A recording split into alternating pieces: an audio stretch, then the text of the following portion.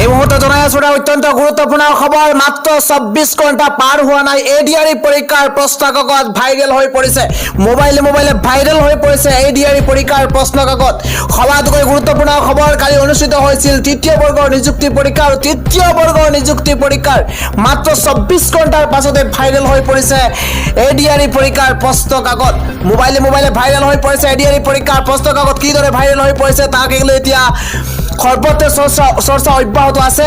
কটকটীয়া নিৰাপত্তা বেষ্টনীৰ মাজতে কিদৰে মোবাইলে ভাইরাল হয়ে পড়েছে এডিআরই পরীক্ষার প্রশ্ন কাকত। মাত্র 24 ঘন্টার পাছতে ভাইরাল হয়ে পড়েছে এইখন এডিআরই পরীক্ষার প্রশ্ন কাকত। সামাজিক মাধ্যমত ভাইরাল হয়ে পড়েছে প্রশ্ন কাকত। সবাতোকৈ গুরুত্বপূর্ণ খবর, ধেমাজির এটা কেন্দ্রের পৰা ভাইৰাল হওয়াৰ সন্দেহ প্ৰকাশ কৰা হয়েছে। সিমেন্ট চাপৰিৰ উপেন্দ্ৰ ন্যাশনাল একাডেমি কেন্দ্ৰটো বুলি ইতিমধ্যে জানিব পৰা গৈছে আৰু পৰীক্ষা কেন্দ্ৰত নিয়োজিত বিষয়াক তাৎক্ষণিকভাৱে তলব কৰা হৈছে। জিলা আয়ুক্ত কাৰ্যালয়লৈ তলব কৰা হৈছে বিষয়াসকলক।